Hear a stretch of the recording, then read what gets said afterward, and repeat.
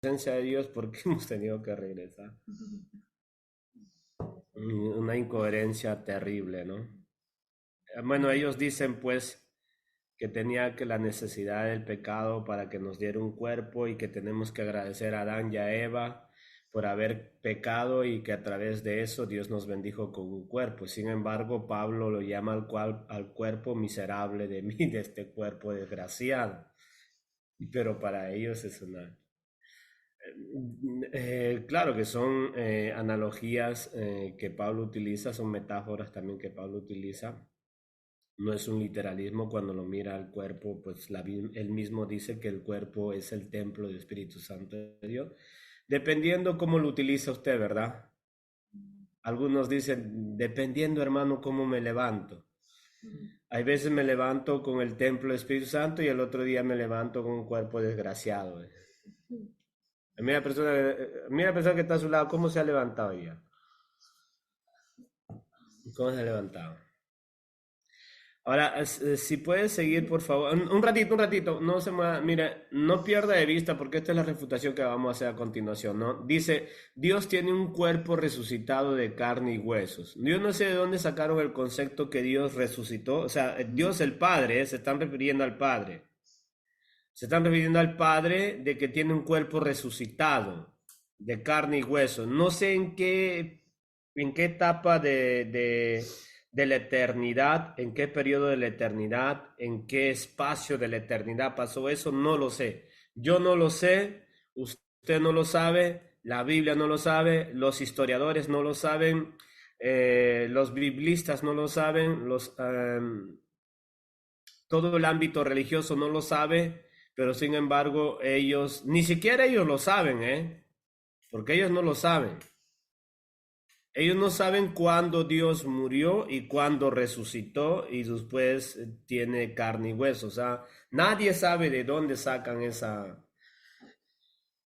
ni siquiera José Smith, simplemente él se basa en decir pues que Dios le reveló eso, ¿no? De que él murió y resucitó. No, no se sabe de dónde, ni cuándo, ni cómo sucedió eso, pero ellos creen en esto de que el Padre, Dios el Padre, murió, resucitó y que vive en carne y hueso ahora.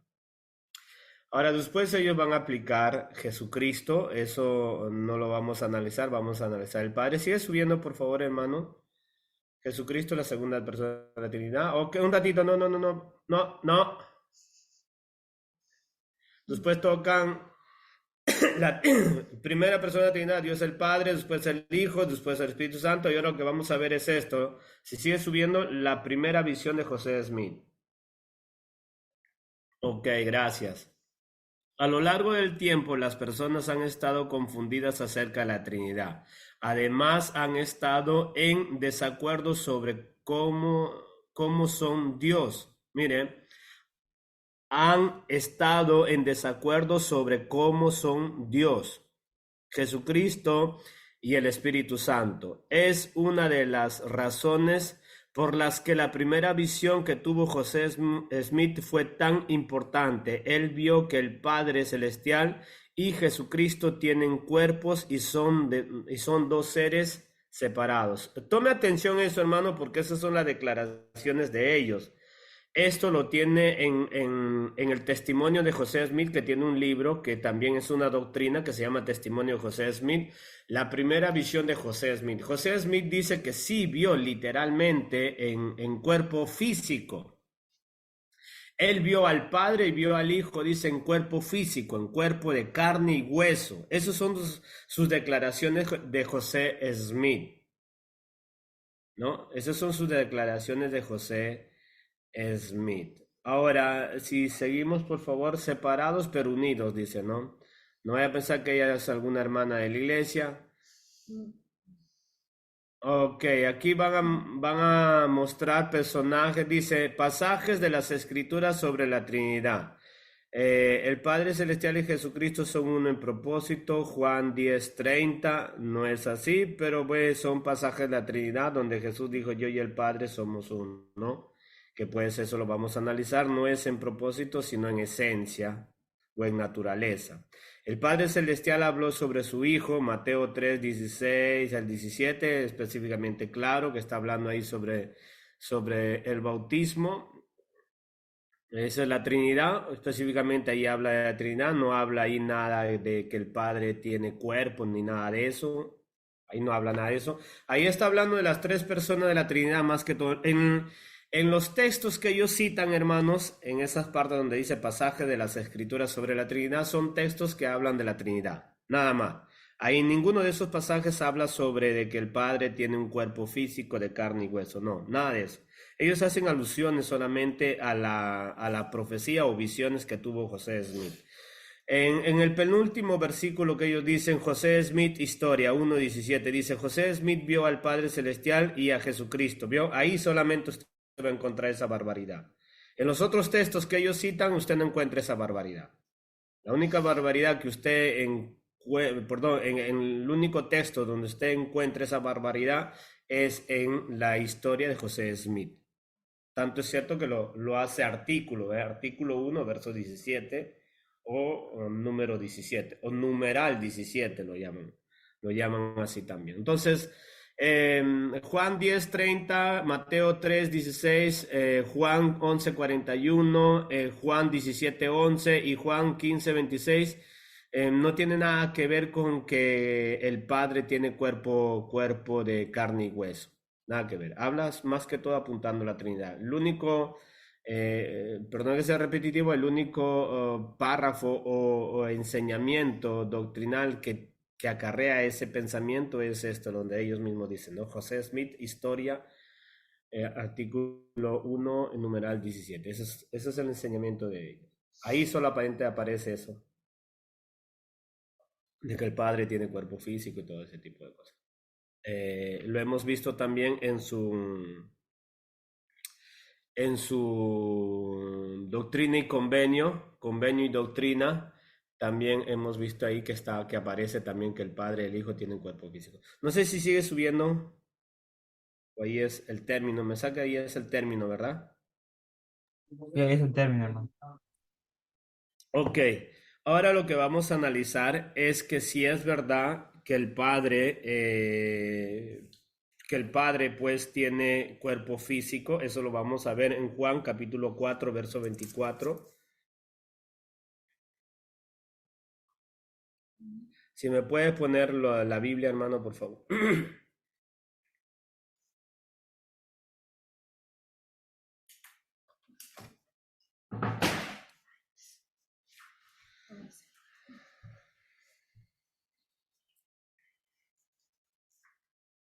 Ok. La Reina Valera dice así, tome atención, solo la Reina Valera vamos a hacer lectura rápido. Juan 4:24 dice, Dios es espíritu y los que lo adoran en espíritu y en verdad es necesario que lo adoren. La definición de que quién es Dios, Dios es espíritu, ¿verdad? Entonces, esto no da idea siquiera a poder considerar de que Dios tiene un cuerpo físico ni nada de eso, hermano, o un cuerpo de carne y hueso ni nada. ¿Por qué? Porque el mismo Señor Jesús nos va a decir que un espíritu no tiene carne ni huesos. Lucas 24:39. No se olvide de este texto, Dios es espíritu. Dile a la persona que está a su lado la definición de Dios el Padre que es espíritu. Lucas 24,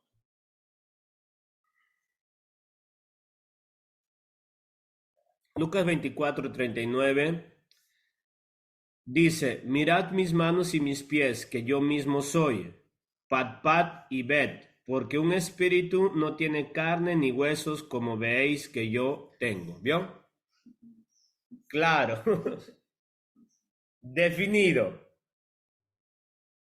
Ya con esos solo dos textos ya hemos desarmado toda esa argumentación. Y mire, solamente le estoy leyendo digamos, la esencia de ello, porque eso es profundo lo que ellos tienen. Tanto es cierto, escúchame, tanto es cierto que he escuchado a uno de sus 12 apóstoles del quórum del Concilio de los Mormones y que tiene una predicación expositiva muy profunda y muy interesante sobre ese tema de la Trinidad, sobre todo lo que el Padre es de carne y hueso, ¿no? Y sin embargo, hermano, con solo dos textos hemos derrumbado ese concepto. Dios es espíritu y el mismo Jesús dice, un espíritu no tiene carne ni huesos como yo lo tengo. ¿Ok? Ahora, primera refutación hemos visto que Dios no es de carne y hueso. Segunda refutación que vamos a hacer ya va en cuanto al personaje del personaje que levantó esta religión, José Smith, ¿no? José Smith dice que yo lo vi en carne y hueso, los vi en vivo y en directo, dicen ellos. Vamos a ver si creerle a José Smith o creerle al apóstol Pablo. ¿A qué le cree usted? Vamos a ver 1 Timoteo capítulo 1 versículo 17.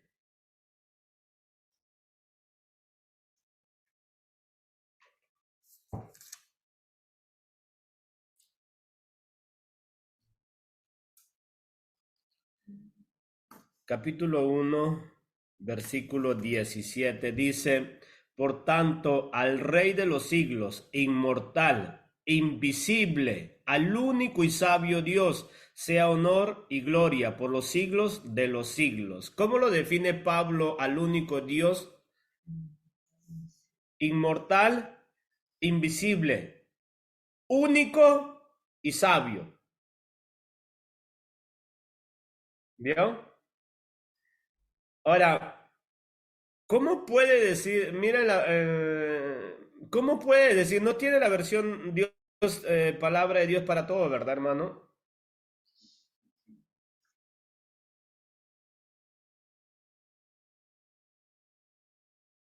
Ok. Por eso, al Rey eterno, inmortal e invisible, al único Dios, sea la gloria, el honor por los siglos de los siglos. Amén. ¿Cómo define a Pablo al Padre inmortal, invisible? Ahora, aquí también refutamos con un solo texto dos pájaros o dos enseñamientos que nos dieron los mormones. Nos dicen que el Padre es resucitado, ¿verdad? ¿Se recuerdan que leímos eso? Que es resucitado y que tiene carne y hueso. Y sin embargo, Pablo define que es inmortal el Padre. Aquí no está hablando del Hijo, Pablo, aquí está hablando del Padre, Pablo. ¿Y cómo le está diciendo que es inmortal? Por lo tanto, ese enseñamiento de que resucitó y que tiene carne y hueso es imposible. Bíblicamente está desmentido, desquebrantado y destrozado y pulverizado ese enseñamiento de los mormones. Nunca murió porque él es inmortal. El que se hizo hombre fue el Hijo, no el Padre. El que tiene carne y hueso es el Hijo, porque lo hemos visto hace poco. El mismo Hijo dijo, un espíritu no tiene carne y hueso, pero yo sí tengo carne y hueso. Palpen mis manos, tóquenme, van a ver que yo soy. Pero el Padre no tiene carne y hueso, porque Dios es espíritu. Primera refutación. Segunda refutación es que Él no murió jamás, porque Pablo lo define inmortal. Tercera refutación, que Dios es invisible, no es visible. No es visible. Así que diga la persona que está a tu lado, Dios no es visible. ¿Entiendes? Eso tenemos que tenerlo muy claro, hermano. Que pues esta alucinación que tuvo Smith de decir que yo lo vi, yo lo vi, yo lo vi de carne y hueso, yo lo vi, yo lo vi, yo lo vi, pero es increíble de llegar ahora a aplicar un concepto de logística, ¿verdad? Es Pablo, perdón, es Smith, un profeta verdadero, espiritualmente más sobresaliente que el apóstol Pablo, ya eso quedamos en consideración de cada uno de nosotros, ¿no? Para Pablo, el profeta y apóstol del Señor Jesucristo, un mensajero del Señor Jesucristo, reconocido como verdadero apóstol del Señor Jesucristo, él dice, no, el Padre es invisible, nadie lo ha visto. Y no solamente ahí, miren la aplicación de Colosenses capítulo 1, miren lo que nos va a decir.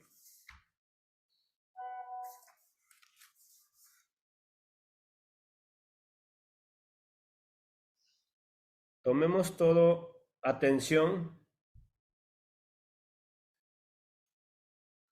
Reina Valera dice Pablo, apóstol de Jesucristo por la voluntad de Dios, y el hermano Timoteo a los santos y fieles hermanos en Cristo que están en Colosa. Gracia y paz sean a vosotros de Dios nuestro Padre y del Señor Jesucristo. Sigue por favor, hermano, levanta, hasta arriba. Siempre orando por vosotros. Sigue por favor subiendo. Más. Sí, más, hermano, por favor. Ok. Dice, él es la imagen del Dios invisible. ¿Vio? Dice en la otra traducción, ¿cuál es la traducción que está sucesiva, hermanos, a la Reina Valera? ¿Cuál es la que está al costado? ¿Cómo se llama? Biblia viva. Ok, esa es gracias por haberme encontrado esa Biblia, hermano, esa traducción. Esta versión se llama Nueva Biblia Viva.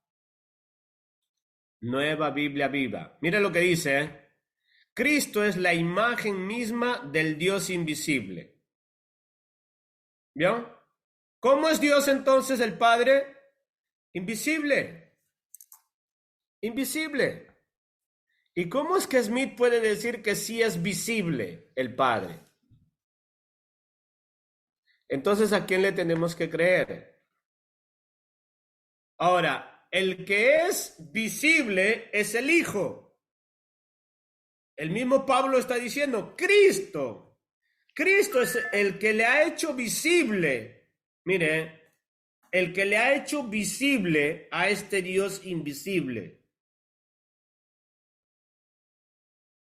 ¿Me entiende? Cristo es el que le ha hecho visible a este Dios invisible.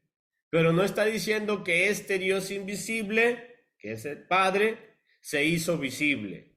Cristo se hizo visible en la misma esencia del Padre porque Él es Dios. ¿Ok? Entonces, Cristo es la imagen misma del Dios invisible. O sea, está diciendo Pablo, pues el Cristo que se presentó, que se hizo visible de carne y hueso, Él sí es visible, Él se puede tocar y palpar, pero no el Padre, porque el Padre es invisible. ¿Ok? Y existe desde antes que Dios comenzara la creación. Cristo mismo es el creador de cuanto existe en los cielos. Bueno, eso no es nuestro estudio es la refutación de que si Dios es visible o invisible. El Padre estamos hablando, Dios el Padre. Entonces para Pablo dice, pues primero los términos calificativos que le da, que Él es inmortal, ¿qué más? Invisible, ¿qué más? Único. Si me regresa, por favor, hermano, ese versículo, porque allí hay un término que quiero que se recuerden y lo sotolinean. ¿Cuál, hermano? 1 Timoteo 1:17.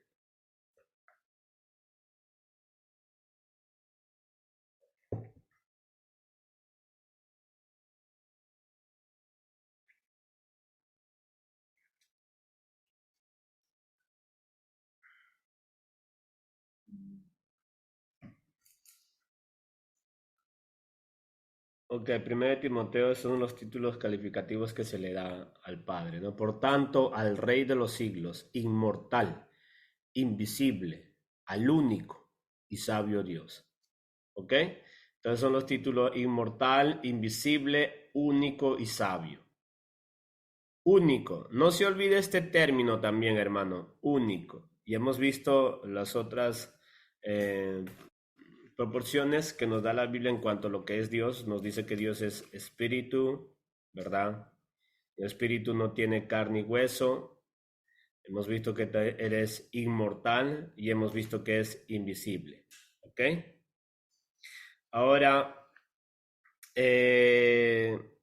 lo que también vamos a evaluar y a estudiar también es cómo creen ellos también en la Trinidad, no solo en cuanto al Padre, sino cómo creen ellos, para ellos, qué es la Trinidad ahora. Para eso vamos a hacer utilizo de otro nuevo comentario de ellos. Si lo puede proyectar, hermano, por favor.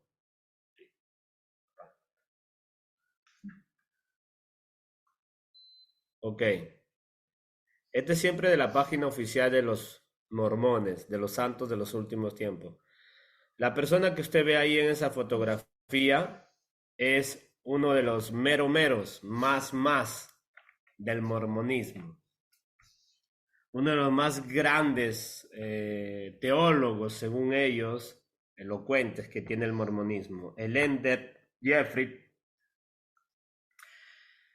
del quórum de los 12 apóstoles. O sea, de él tengo yo su predicación expositiva sobre este tema. Este es uno de los, quizás uno de los más. Dentro de esos 12 hay unos 4 que gobiernan de una manera excepcional. Para ellos, ¿eh? Declaración, mire lo que nos dice. Declaramos que las escrituras no dejan ninguna duda que el Padre, el Hijo y el Espíritu Santo son personas distintas, tres seres divinos. Mire lo que diga él, mire cómo mira la Trinidad, ¿eh? Estamos hablando de su más grande autoridad que tienen los mormones. Su doctrina implicativa de lo que él establece de una manera obligatoria que tienen que llevar todos los mormones es en base a la creencia de lo que él toma de los documentos históricos de Smith. Ya Smith nos ha dicho que el Padre es de cuerpo, de carne y hueso, y que el Hijo es de cuerpo, de carne y hueso. Y por consecuencia llegan a la aplicación de decir que son tres seres divinos. Claro, para ellos, pues, hermano, todos los seres que tienen carne y hueso en su progresión perfecta van a llegar a ser divinos, ¿no? Divinos. Entonces tome atención en donde dice el Padre, el Hijo y el Espíritu Santo son personas distintas, tres seres divinos. Nosotros estamos de acuerdo que son tres personas distintas, pero que no son tres seres divinos. No existe eso. Eso se llama politeísmo. Y nosotros los cristianos y el credo, hermano hebreo, no es politeísta, es monoteísta. El politeísmo es la esencia de creer en muchos dioses, o que existe la existencia de muchos divinos, muchos dioses. Y la Biblia, pues, por ningún lado enseña eso, que ya lo vamos a ver. Ahora, miremos la declaración de confesiones que tiene este señor. Dice, tal como observó el Elder Ballard en esta sección, varios asuntos que van en contra de la opinión general actual han atraído mayor atención a la Iglesia de Jesucristo de los Santos de los últimos días. El Señor dijo a los de la antigüedad que esta obra de los últimos días sería un prodigio grande y espantoso. Y lo es, pero aun cuando invitamos a todos a examinar más detenidamente el prodigio de todo ello, hay algo de lo que no quisiéramos que nadie se espantara o dudara de si somos o no cristianos. ¿Vio? Ahora, escuche eso. Ellos saben muy bien que dentro del ente eclesiástico, del credo eclesiástico allá en Estados Unidos, ellos no son considerados cristianos. Como por ejemplo en el Perú también el crédito, los estudiosos, la Asociación Bíblica Cristiana Evangélica y también católica en el Perú consideran que el mormonismo es una secta, que no son cristianos. Y ellos lo saben muy bien. Y ellos dicen, no, lo que sí quisiéramos es que no se espaventaran o no pudieran en duda de que si somos o no somos cristianos. Que la verdad es eso, su confesión de fe es espaventosa, porque es una contradicción total a toda la doctrina histórica del cristianismo. Ahora mire, dice, si puedes subirlo, hermano, por favor. Ahí, gracias. Por lo general, cualquier controversia que ha surgido sobre este asunto se ha centrado en dos puntos de doctrina. Nuestro punto de vista de la Trinidad, ¿vieron? Claro, pues ellos creen en la Trinidad, pero de una manera particular como la estamos viendo. Y nuestra creencia en el principio de la revelación continua, que ya también hemos refutado eso, que conduce a un canon de escrituras abiertas, más o menos como el catolicismo. Para el catolicismo los canon no está cerrado, sino para el catolicismo también es una revelación continua. Se asumillan en eso en cuanto a la revelación continua en la Trinidad, no, porque el catolicismo cree en la Trinidad histórica, en veces el mormonismo no, el mormonismo tiene una Trinidad definida por Smith, él mismo lo ha dicho, ¿verdad? Esa es su posición doctrinal de Smith, que lo vamos a leer a continuación, porque este señor es un férrido ídolo de Smith, o perdón, Smith es un ídolo muy profundo en el corazón de este hombre que lo va a declarar. Entonces dice, nuestra creencia en el principio de la revelación continua que conduce a un canon de escrituras abiertas. Al tratar este asunto, no es necesario que contendamos para defender nuestra fe, pero no queremos que se nos malinterprete de modo que a fin de aumentar el entendimiento y de declarar sin lugar a dudas nuestro cristianismo. Hoy hablaré en cuanto al primero de estos dos asuntos de doctrina que he mencionado, la Trinidad.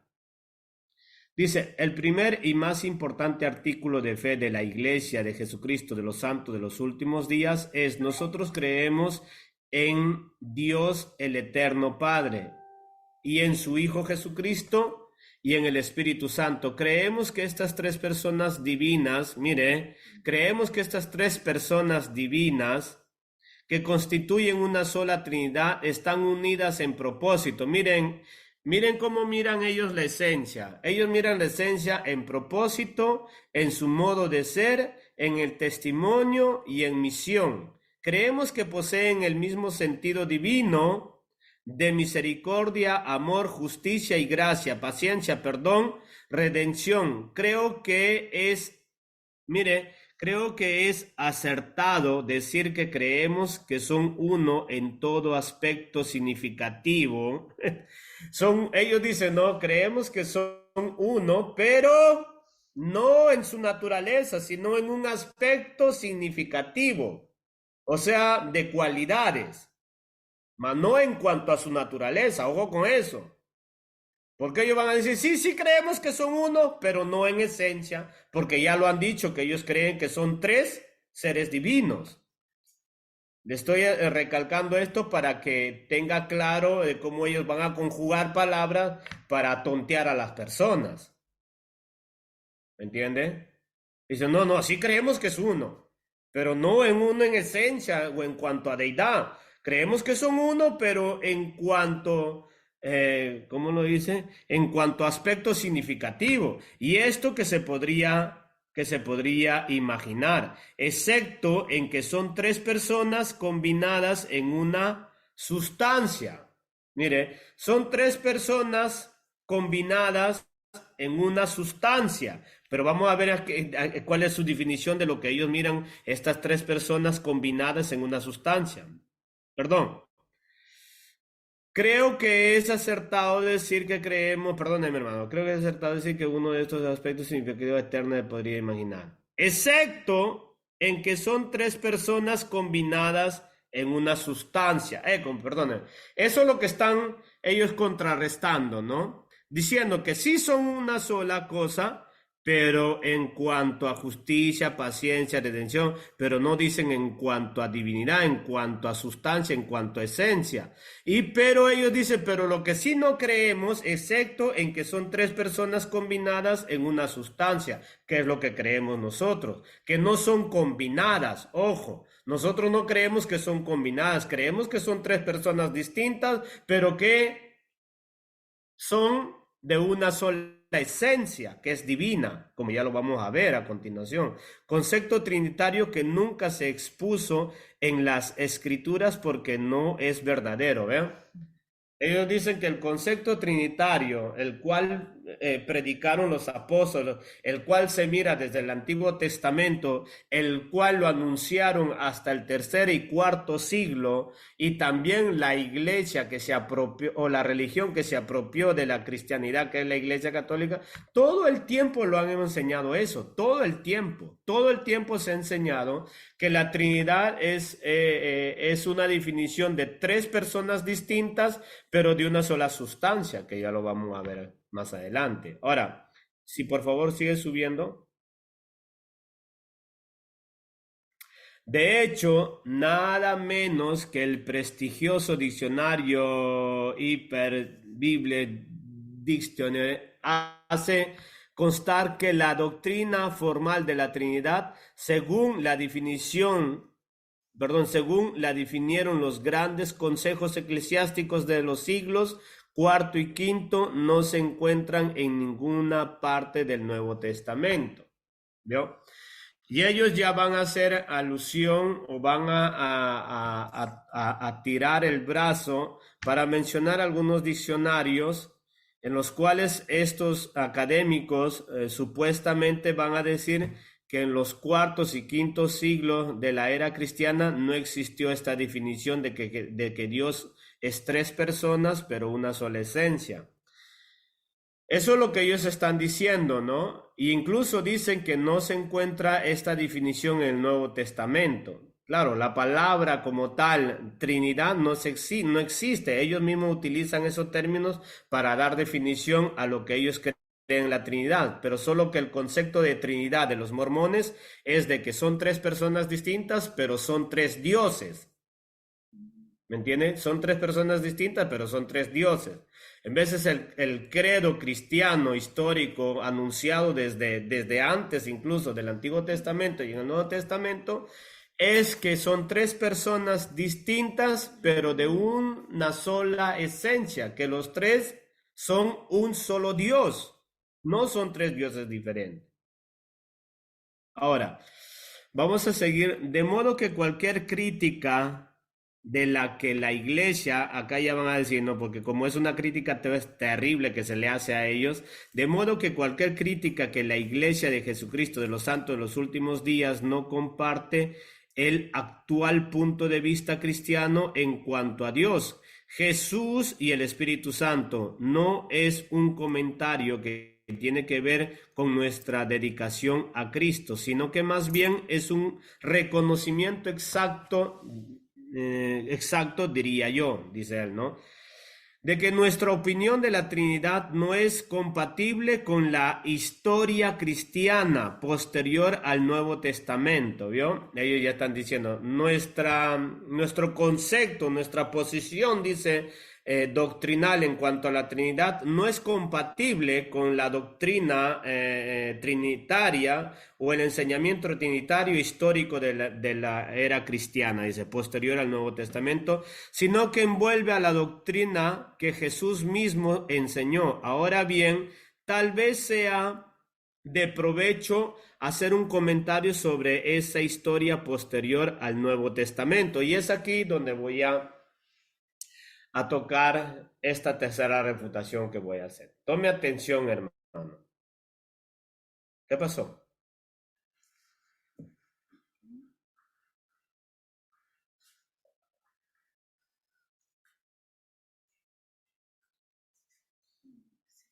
Ok, tome atención, es esto lo que vamos a comentar ahora. Dice, en el año 325 después de Cristo, el emperador romano Constantino convocó el Concilio de Nicea para tratar, entre otras cosas, el asunto que se hacía cada vez mayor sobre la supuesta Trinidad en la unidad de Dios, lo que resultó de los argumentos contenciosos de clérigos, filósofos y dignatarios eclesiásticos se llegó a conocer después de otros 125 años y tres grandes consejos más, como el Credo de Nicea, con declaraciones posteriores como el Credo de Atanasio. Estas diversas evoluciones ¿dónde estamos? Me perdí. Ok, estas diversas evoluciones y versiones de credos y otros que se han creado a lo largo de los siglos declaraban que el Padre, el Hijo y el Espíritu Santo eran abstractos, escuche, eran abstractos, absolutos, trascendentes, inmanentes, consustanciales, coeternos, incomprensibles, sin cuerpo, partes ni pasiones. ¿Ya? Este es el credo trinitario. Y la definición que ellos dan es el credo histórico. Este es el credo histórico de la Trinidad, hermanos. Ellos dicen, y otros se han creado a lo largo del siglo, declarando que el Padre, el Hijo y el Espíritu Santo eran abstractos, absolutos, trascendentes, inmanentes, consustanciales, coeternos, incomprensibles, sin cuerpo. Pues lógico, ese es el credo. Consustanciales, coeternos e incomprensibles, sin cuerpo. O sea, por eso es que se define que la doctrina de la Trinidad es incomprensible a la mentalidad humana, es incomprensible. Por eso es que se llegó a esa definición. La definición de Trinidad se da en este concilio de Nicea. Pero ahora vamos a ver si este concilio de Nicea era diabólico, era católico, romano, apostólico, era Constantino en ese entonces el emperador papal que levantó. No. Lo que vamos a ver ahora, si este concilio de Nicea es contraprudente, es diabólico hacer un concilio, que concilio específicamente es reunir a las personas para definir en este caso una posición doctrinal. Mire, en este concilio ellos están reconociendo que se utiliza esta palabra técnica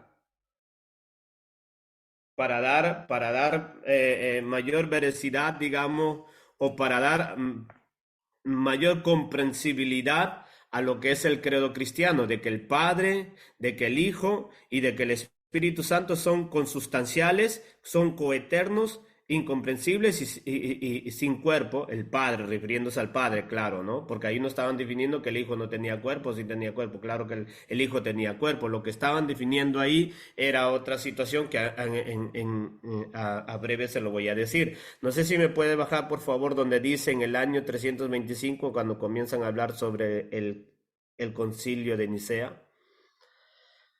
Ok. Dice, en el año 325 después de Cristo, el emperador romano Constantino convocó al concilio de Nicea para tratar, entre otras cosas, el asunto que se hacía cada vez mayor sobre la supuesta Trinidad en la unidad. Ahora, en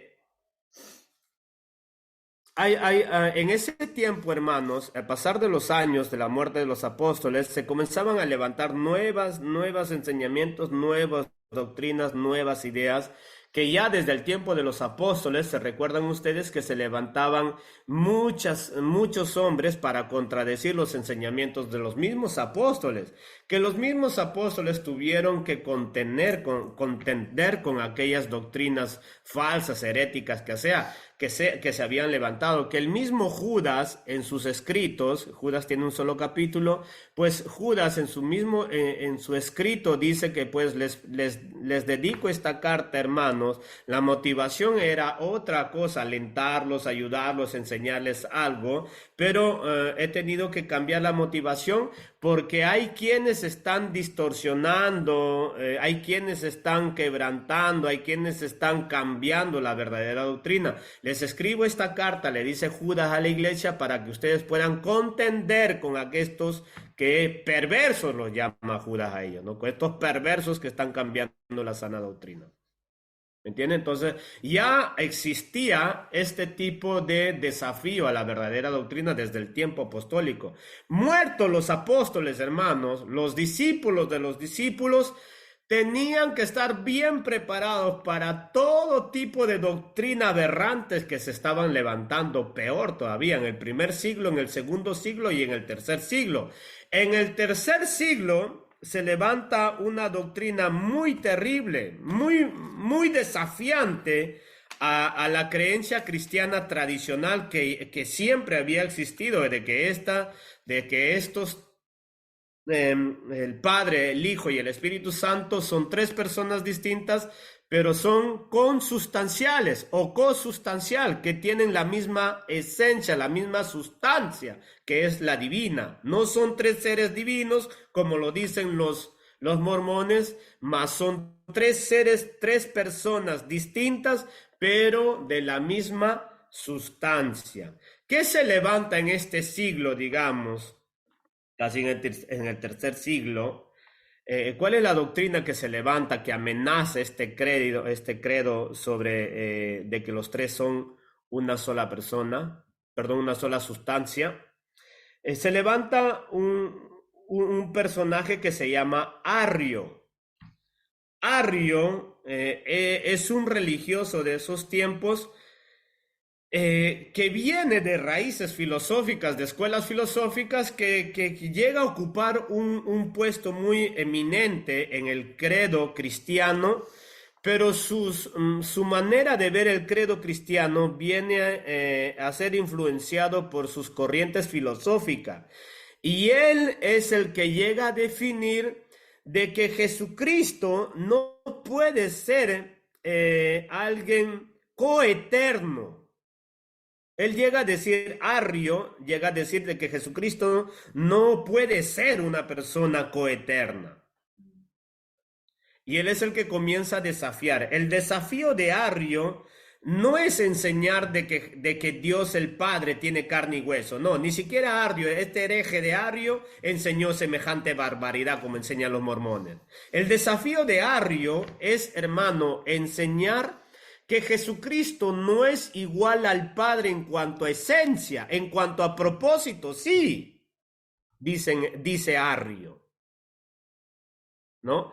Y Arrio, hermano, su enseñamiento de Arrio comienza a coger bastante popularidad en diferentes personas, porque usted sabe, pues, que el mismo apóstol Pablo dice que mucha gente le iba a picar la oreja para enseñar cosas bárbaras, ¿verdad? Cosas extrañas.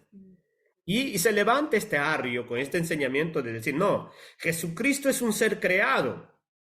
Por eso es que la doctrina mormona, la doctrina testigo de Jehová, no es nueva en cuanto a creer que Jesucristo es creado, porque ya este personaje Arrio ya se había inventado semejante barbaridad. ¿Qué llegó a suceder? Lo que ellos están diciendo. En ese periodo, gracias a Dios, había gente que mantenía la sana doctrina, así como los apóstoles. Los apóstoles pues tenían que estar constantemente peleando contra esos perversos que trataban de contradecir el enseñamiento correcto. En el tiempo de Arrio, pues había la iglesia, era la iglesia tradicional, la que creía que Jesucristo sí es un ser, no, que Jesucristo es la misma esencia del Padre. La iglesia, el credo tradicional, hermanos, del cristianismo, nunca llegó a creer que Jesucristo era un ser creado. Todos sabían que Jesucristo es Dios mismo, de la misma medida, de la misma naturaleza que tenía el Padre y que tiene el Espíritu Santo. Pero este arrio desafía esa creencia y en eso se levanta uno de los más grandes oponentes que se llama Atanasio. Atanasio es un férrido defensor de la naturaleza de Cristo, se le conoce. Tanto es cierto que hay un dicho donde Atanasio dice, ¿no? Si se levanta una corriente y el mundo entero va tras la naturaleza de mi Señor Jesucristo, yo me voy a ir contra la corriente del mundo entero, dice Atanasio, ¿eh? Y comienzan a debatir, hermanos, comienzan a debatir, pero no de una manera oficial, no de una manera oficial. Se levanta, era tanto estos debates, ¿verdad? Era tan fuertes que llevaban a causar, digamos, grandes disturbios en algunos casos. Y llegó un tiempo en que se llegó a formalizar estos debates de una manera oficial, de una manera eclesiástica, y se tomó el ejemplo del primer concilio que existió en la era cristiana, que es el concilio de Jerusalén, hecho por los apóstoles. Ya tras un rato vamos a ver ese concilio del primer concilio de la era cristiana hecho por los mismos apóstoles. Y aquí se levanta, y acá van los clérigos, hermanos, y aquí van las autoridades eclesiásticas, aquí van los más grandes teólogos de la era cristiana, porque en esos tiempos había buenos expositores de la palabra de Dios. Gente muy preparada, que venían de los discípulos y de los discípulos de los verdaderos discípulos, para contrarrestar esta herejía de Arrio, ¿no? Y ahí se levanta, pues, Atanasio, se llega a una reunión de mucho tiempo, por mucho tiempo, se llegó a debatir este concepto de que Jesucristo sí es la misma sustancia del Padre, ¿verdad? La misma sustancia del Padre. Ahí en Nicea, los teólogos cristianos refutaron la idea de Arrio. Establecieron estableciendo lo que enseñaron los apóstoles, especificando que el Señor Jesucristo es un ser, perdón, especificando de que el Señor Jesucristo no es un ser creado, sino que es puramente divino, de la misma esencia, consustancial e igual al Padre. ¿Y de dónde sacaron esa definición estos defensores de la sana doctrina? Por ejemplo, Atanasio. Colosenses capítulo 2, versículo 9, mira lo que dice. Ahí sí, me puede poner todas las traducciones que le pedí, hermano, por favor. Colosenses capítulo 2, verso 9.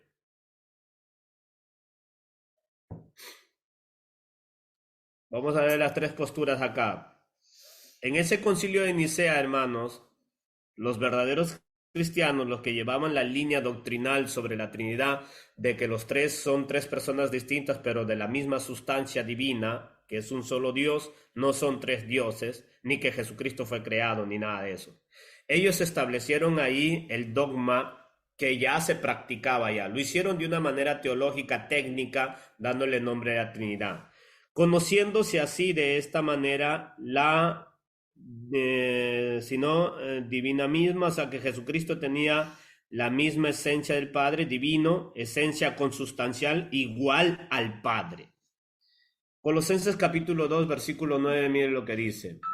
Porque en él habita corporalmente toda la plenitud de la deidad. Vamos a ver en la versión Nueva Biblia Viva, ¿verdad? Sí. En Cristo habita toda la plenitud. Mire lo que dice, en Cristo habita toda la plenitud de Dios encarnada en un cuerpo humano, ¿vio? La otra versión dice, Cristo es completamente igual a Dios. ¿Vio? Nadie puede ser igual a Dios, pues hermano, solamente Dios. En Cristo es completamente Dios. Y la otra versión dice, pues en Cristo habita toda la plenitud de Dios en un cuerpo humano. ¿Vio?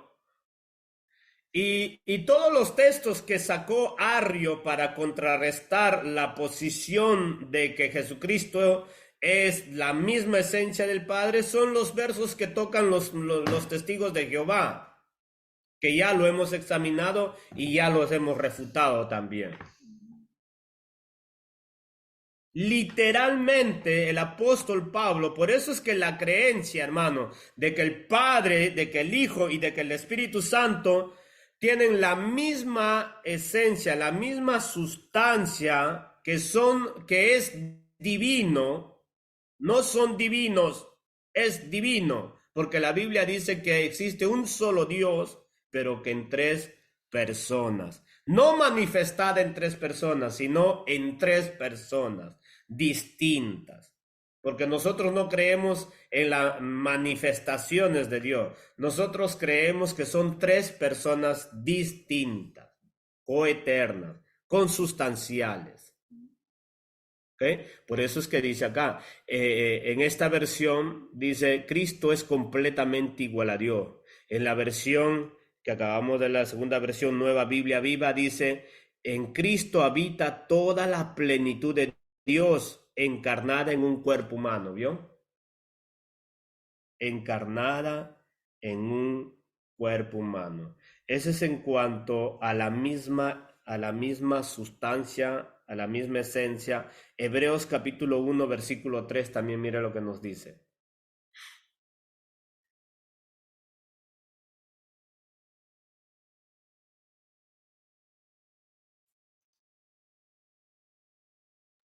Capítulo 1.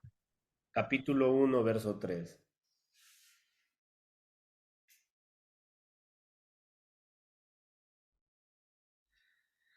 Consustancial, ¿verdad? En el cual siendo el resplandor de su gloria y la imagen misma de su sustancia, y quien sustenta todas las cosas con la palabra de su poder, habiendo efectuado la purificación de nuestros pecados por medio de sí mismo, se sentó a la diestra de la majestad en las alturas, ¿vio? El cual siendo el resplandor de su gloria y la imagen misma de su sustancia, hablando del Hijo. ¿Qué tenía el Hijo?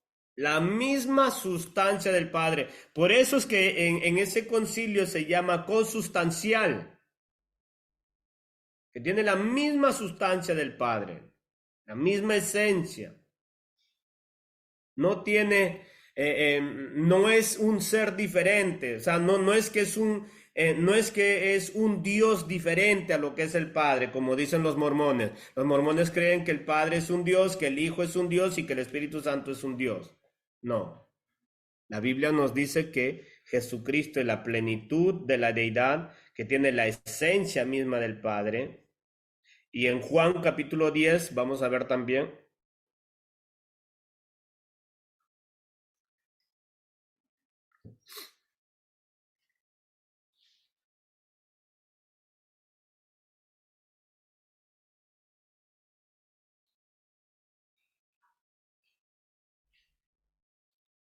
Ok, Juan capítulo 10, versículo 30.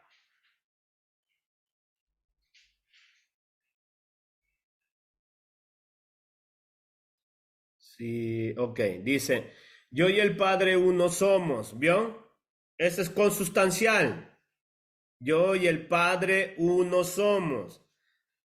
Y mire, para desmentir lo que dicen los mormones, ellos dicen, yo y el Padre uno somos en cuanto a propósito, en cuanto a bondad, en cuanto, no, aquí está hablando de su esencia. Mire, ¿sabe por qué? Porque el contexto lo dice. Yo y el Padre uno somos.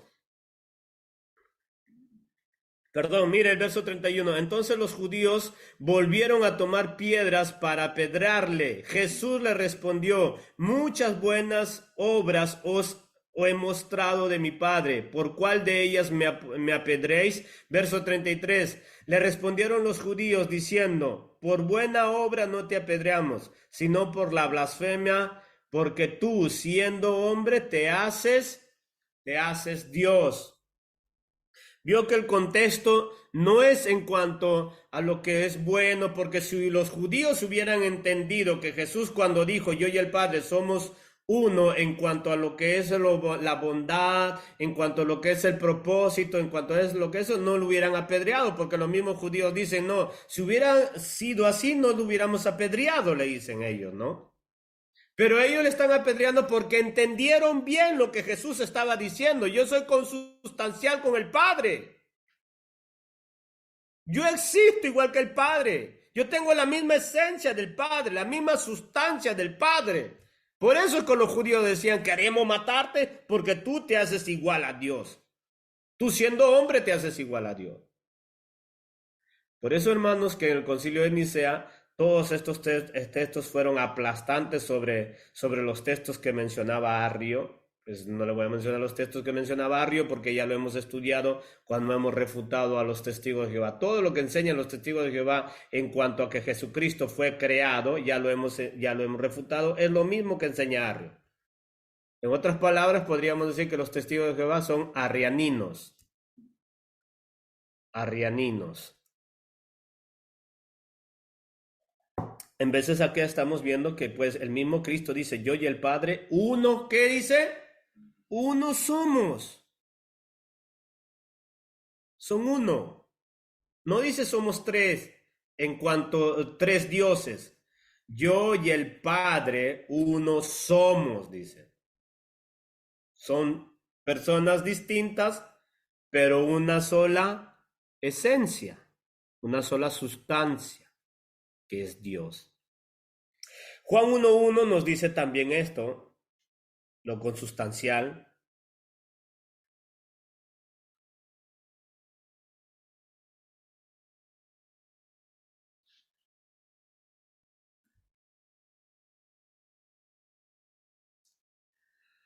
Juan 1.1 nos dice, en el principio era el verbo y el verbo era con Dios y Dios era el verbo. Antes que nada existía ya existía la palabra y la palabra estaba con Dios porque aquel que era la palabra era Dios. ¿Vio?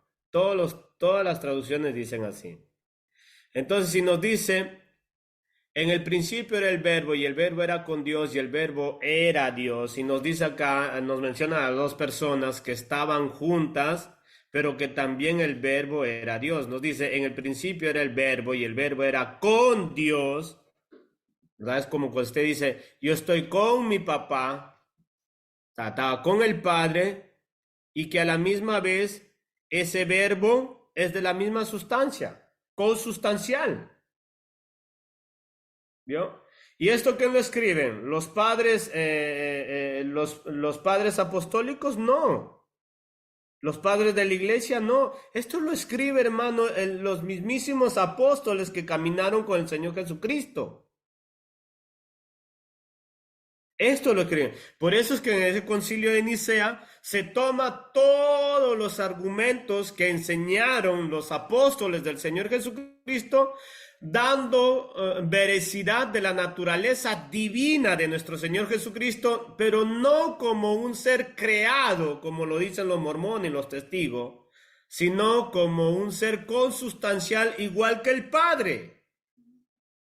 Y es ilógica la posición que tienen los mormones porque dicen, no, el Padre eterno. Pero ¿cómo puede ser eterno a alguien, hermano, que tiene carne y hueso? No puede ser eterno algo que tiene carne y hueso, que eso ya vamos a verlo en su refutación sobre ese punto. Ahora,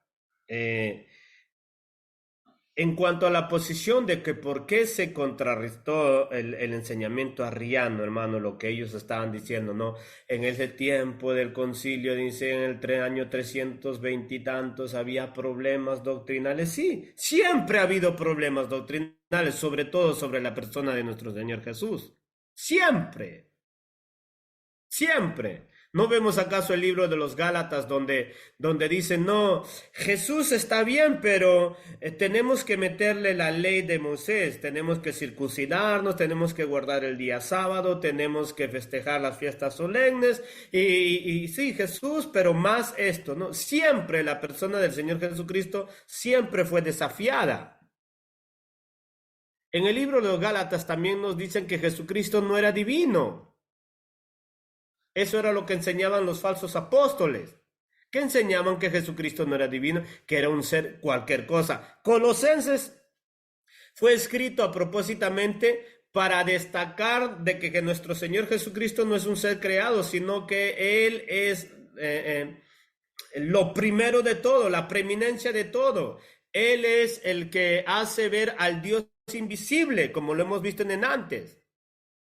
Pero ¿cuál era el ataque que se estaba dando ahí? De que Jesucristo era un ser creado. Por eso Colosenses 2:9 dice Pablo, no es un ser creado.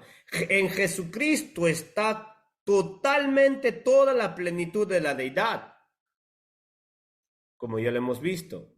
Pero eso ha sido siempre atacado. La persona de Jesucristo ha sido siempre atacado. Y es el cristianismo sobre la persona de Jesús va a ser siempre atacado, hermano. Siempre. Por eso es que es necesario que nosotros nos preparemos bien para defender el verdadero credo. ¿Ok? Ellos dicen, no, que allí en este concilio, que era diabólico, ahí se inventó. No, nada que ver. Los clérigos, los académicos, los discípulos de los discípulos de los discípulos defendían la verdadera posición doctrinal sobre este asunto, sobre todo.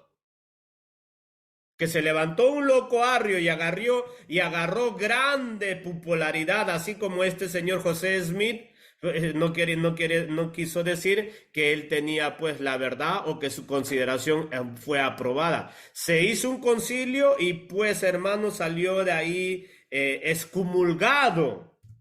Arrio salió excomulgado, salió denunciado y salió apartado de la cristianidad. Y como yo le decía, en esos tiempos, pues hermanos, no había iglesias donde Arrio pudo haber dicho, no, acá no me quieren, entonces me voy a la otra iglesia. No, Arrio fue excomulgado. Se le denunció como herético. Hasta el día de hoy, sus enseñamientos fueron herejías. ¿No? Eso se combatió ahí en el concilio de Nicea. No para que vengan los mormones a sorprendernos como que uno es torpe o no sabe o no estudia que cuál fue el panorama de eso, el contexto histórico de esa situación. Se combatió esta herejía de Arrio. Ahora, los concilios son inventados por la gente pagana, en este caso, como ellos dicen, no, por Constantino. Y el problema no es eso. El verdadero problema era defender la verdadera doctrina de nuestro Señor Jesucristo, la naturaleza de nuestro Señor Jesucristo en cuanto a la posición doctrinaria trinitaria.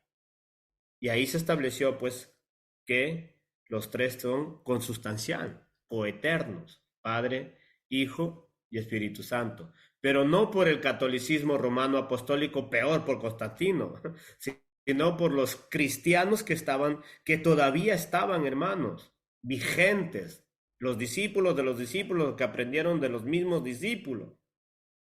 ¿Ok? Ahora, en los concilios, pues, no fueron creados por ninguna religión pagana como la católica ni nada de eso, ¿no? Católica romana apostólica, peor por Constantino. Los concilios fueron desarrollados por problemas eclesiásticos que se manifestaban, y los concilios servían para aclarar los problemas doctrinales que se manifestaban. Si los concilios hoy en día fueran vigentes, fuera una bendición para nosotros. ¿Sabe por qué? Porque como tenemos infinidades de doctrinas ahí, como yo le propuse a varios hermanos de varias congregaciones, digo, sentémonos hagamos un concilio, reunámonos todos y tenemos que debatir cuál es la verdadera doctrina. Pero ¿sabe cuál es el problema? Que cada uno dice, no, nosotros pensamos así, para nosotros es así. En ese tiempo, hermano, en ese tiempo, no era, gracias a Dios todavía no existían otras iglesias, ¿no? Otras religiones. Por eso es que estos clérigos, estos religiosos, tenían que asistir obligatoriamente a los concilios. Obligatoriamente a los concilios, ¿no? Vamos a ver el primer concilio que se estableció para debatir asuntos doctrinales. El libro de los Hechos, capítulo 15.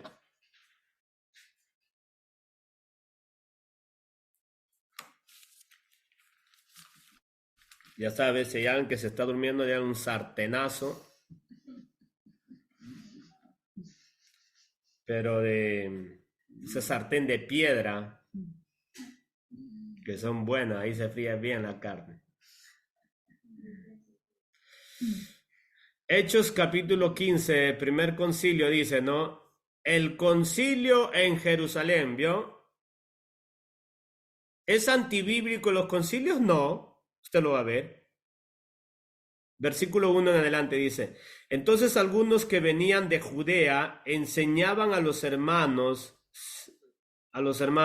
si no os circuncidáis conforme al rito de Moisés, no podéis ser salvos. Tome mucha atención a esto, hermano, por favor.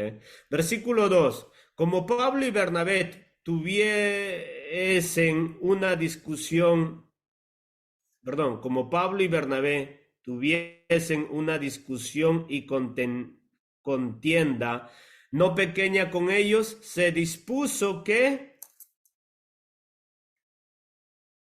Mano, si sigue subiendo, por favor. Ok, tome atención, hermano. Dice, versículo 2 dice, Pablo y Bernabé tuviesen una discusión y contienda no pequeña con ellos. O sea, en la traducción TLA no lo tenemos aquí. Sí, ¿verdad? Lo tenemos. Ok. La TLA tercera dice, columna. la última. Pablo y Bernabé no estaban de acuerdo con ellos y discutieron con vehemencia, ¿verdad? Finalmente la iglesia decidió enviar a Pablo y a Bernabé a Jerusalén. Tome atención, o sea, la discusión que había ahí era tremendo, era delicado lo que estaban discutiendo, fuerte lo que estaban discutiendo. Pablo y Bernabé contra aquellos que estaban diciendo que pues tenían que circuncidarse, tenían que celebrar, no tenían que comer ciertos animales y discutían.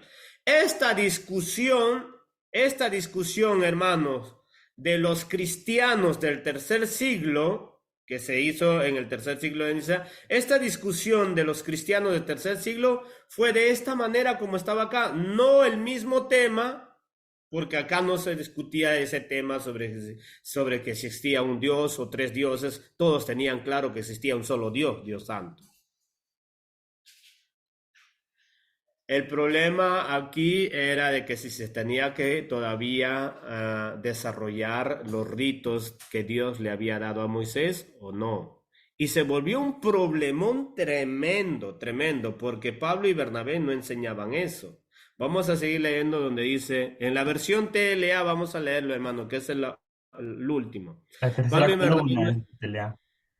¿cómo? La tercera columna es TLA y la última es NTV. Ok, la tercera columna, gracias hermano. Pablo y Bernabé no estaban de acuerdo con eso y discutieron con ellos, tomen atención por favor, y discutieron con ellos por esa razón.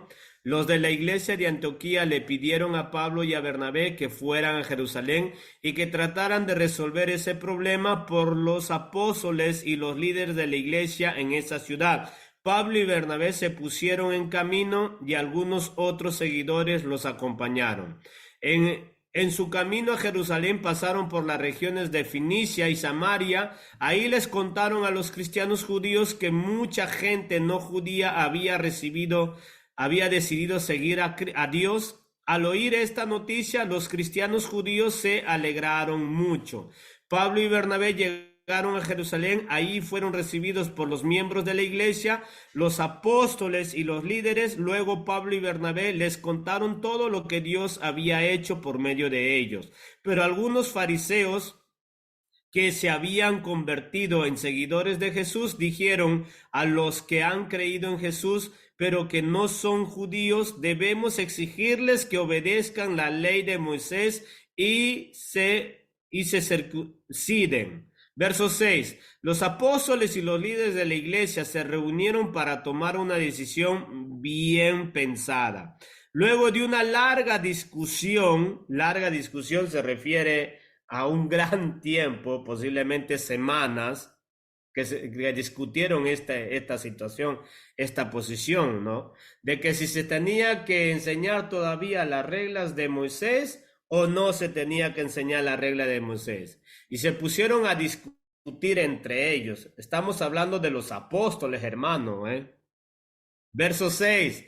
Los apóstoles y los líderes de la iglesia se reunieron para tomar una decisión bien pensada. Verso 7. Luego de una gran discusión, Pedro les dijo: amigos míos, como ustedes saben, hace algún tiempo Dios me eligió para anunciar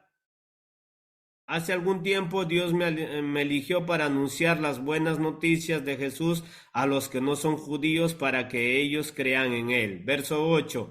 Y Dios, que conoce nuestros pensamientos, ha demostrado que también ama a los que no son judíos, pues les ha dado el Espíritu Santo lo mismo que a nosotros.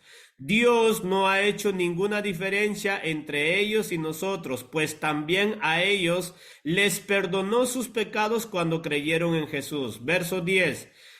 ¿Por qué quieren ir en contra de lo que Dios ha hecho? ¿Por qué quieren obligar a esos seguidores de Jesús a obedecer las leyes que ni nuestros antepasados ni nosotros hemos podido obedecer? Más bien nosotros creemos que somos salvos gracias a que Jesús nos amó mucho y también ellos lo creen. Todos se quedaron callados, luego escucharon también a Bernabé y a Pablo, quienes contaron las maravillas y los milagros que por medio de ellos Dios había hecho entre los judíos. Verso 13. Sigue subiendo, por favor, hermano. Dice: cuando terminaron de hablar, Santiago, el hermano de Jesús, les dijo a todos: amigos míos, escúchenme. Simón Pedro nos ha contado cómo Dios desde un principio trató bien a los que no son judíos y los eligió para que también formaran parte de su pueblo.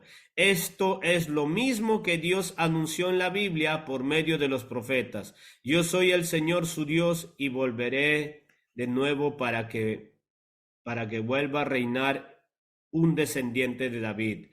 Cuando eso pase, gente de otros países vendrá a mí y serán mis elegidos. Yo soy el Señor su Dios. Yo había prometido esto desde hace mucho tiempo. Los que no son judíos han decidido ser seguidores de Dios. Yo creo que no debemos obligarlos a obedecer leyes innecesarias.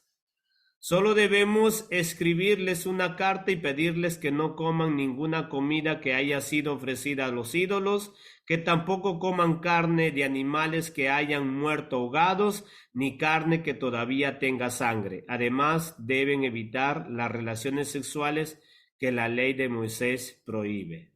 Ok, hasta ahí. Ahora sí puede quitar, hermano, la pantalla. Tomemos atención entonces. Este concilio de Nicea se basa o se establece para arreglar esta problemática doctrinal sobre la naturaleza de nuestro Señor Jesucristo. Y ahí se establece pues la definición de la Trinidad, claro y conciso, como ya lo hemos visto. Este concilio tiene o agarra como ejemplo del concilio de Jerusalén, como ya lo acabamos de leer. En el concilio de Jerusalén era otro la problemática. Pero eran todos clérigos, eran todos eclesiásticos, era una reunión eclesiástica, no era una reunión pagana, hermano. No era una reunión que habían invitado no sé a qué autoridad mundana para hacer eso, como en el concilio de Nicea. En el concilio de Nicea, pues se ve esta deficiencia problemática que está creciendo cada vez más por este hombre Arrio, y pues se le trae, ¿verdad? Así como a Pablo, a Bernabé se lo trajeron a la reunión, al concilio en Jerusalén, y ahí se discutió esto, ¿verdad? Se discutió de que todavía tenemos que enseñar la ley de Moisés a los gentiles a que guarden esto, digan esto, no toquen esto, no coman esto, practiquen esto. Pues los mismos apóstoles dijeron, no, no. Pero después de una gran discusión, hermano, eso se discutió. Que Pablo más adelante va a llegar a decir, en sus escritos paulinos, él va a llegar a decir que defendió vehementemente la doctrina de la gracia. O sea que hubo discusiones tremendas ahí con los apóstoles. Y que gracias a Dios, pues hermanos, se estableció la verdadera doctrina, gracias al Señor. Entonces, hasta en el siglo tercero todavía la iglesia era una. No era como las que usted ve hoy acá en cada esquina. En cada esquina usted mira iglesia tal, iglesia tal, iglesia tal. No, en ese tiempo no, en ese tiempo era única. Por eso es que se le llamó iglesia católica, no católica romana apostólica. Se le llamó católica porque significa iglesia universal. Era única la iglesia. Y es por eso que mientras todavía la iglesia era única, no había todas esas cosas extrañas que hoy en día hay. Como la iglesia era única, entonces pues todos los clérigos, todas las autoridades eclesiásticas, viendo esta gran problemática, tuvieron una reunión y definir las cosas. Y pues se concluyó en que Arrio no quería dar su brazo a torcer. A Arrio los comulgaron a Arrio. Pues, y lo calificaron como herético, porque no quiso dar nunca su brazo a torcer. Bueno, esa es una parte de esta historia, pues esa historia es bastante larga, porque no era solamente la única problemática de Arrio, la única problemática que se presentó en el segundo, tercero, cuarto siglo, otras problemáticas también, pero estamos hablando en cuanto a la posición trinitaria. Y ya hemos visto que la posición trinitaria fue lo que se estableció. Los clérigos, las autoridades eclesiásticas de ese entonces, pues definieron cuál es la posición doctrinaria, como Atanasio. ¿Ok? Esta es la posición doctrinaria sobre la Trinidad. Entonces, llegar que los mormones quieran sorprendernos, que no, que mira, que eso fue una reunión diabólica porque Constantino lo dijo y no, no, no, no, no, no, no. Está totalmente equivocado. Que más adelante el Imperio Romano se haya apropiado de la Iglesia por la imposición monárquica que ellos establecieron, eso fue otra historia. Eso fue más adelante todavía, pero no ahí en el Concilio de Nicea. Que no me vengan con esos cuentitos a cualquiera, pero eso no es verdad. ¿Me entiendes? Eso no es verdad. O sea, ya cuando el Imperio Romano se posicionó de la iglesia, estableciendo sus propias autoridades eclesiásticas, hicieron todas las mamarrachadas que hoy en día vemos en los católicos romanos y apostólicos. Todas esas tonterías que existen, como por ejemplo enseñan sobre el purgatorio, el bautismo de los niños y tantas otras cosas extrañas, que ellos lo establecieron años más adelante todavía, pero hasta el año 300, a fines del año 300, la doctrina era la única, la cual encuentra usted en la Biblia. No había todas esas cosas extrañas por ahí. Por eso es que no nos pueden venir los mormones diciendo, no, no, no, en el año tercero, en ese concilio, ahí se inventó esta falacia de lo que no, no. Ya hemos visto, pues, que Atanasio defendió la posición en cuanto a la naturaleza de nuestro Señor Jesucristo. Y que no son tres dioses, eso es lo que vamos a ver la próxima semana. La próxima semana vamos a ver de que no son tres dioses, es un solo Dios. Y esto lo dicen los profetas, lo dicen el mismo Mesías y lo dicen los apóstoles. Y lo siguen diciendo los padres de la iglesia hasta el tercer siglo. que existe un solo Dios, no tres dioses, en tres personas, pero es un solo Dios. Eso lo vamos a ver en su definición bíblica la próxima semana, si todavía Dios nos permite estar juntos. Entonces, hermano, cualquier pregunta o cualquier claridad todavía usted necesita, pues como yo le decía, es bastante largo sobre esta situación del Concilio de Nicea. Ustedes me puede citar o llamar un día y pues hablarlo más intensamente. Pero en cuanto a esta situación de la problemática de la Trinidad, esto es lo que es. Amén. Vamos a orar y vamos a pedirle a Dios que nos ayude. Hay que estar muy claro sobre esta situación. Y así como la iglesia defendió siempre la verdadera doctrina, porque siempre se van a levantar este tipo de personas como José Smith, querer contradecir la verdad, imagínense. Siempre se van a levantar. Hay que estar muy preparados para poder defender la doctrina verdadera. Amén. Oremos al Señor. Señor, te damos gracias.